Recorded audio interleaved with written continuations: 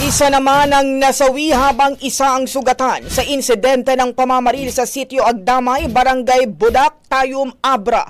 Kinilala ang mga biktima na sina Jemel Barbieto Molina, Jordan Calaustro Barcena, J.R. Tanura at Walter Tugadi. Nasawi si Tanura habang ginagamot sa ospital, habang si Barcena ay nasa maayos ng kalagayan matapos isugod sa Cires Memorial Hospital.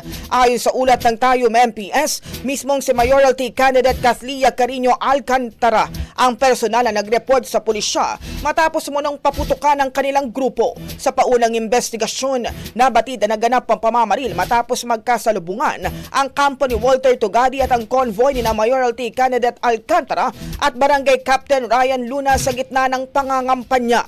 Ayon kay Barcena, sina Ryan Luna at Rafi Tejero umanong kabilang sa mga namaril mula sa convoy ng kampo ni Alcantara.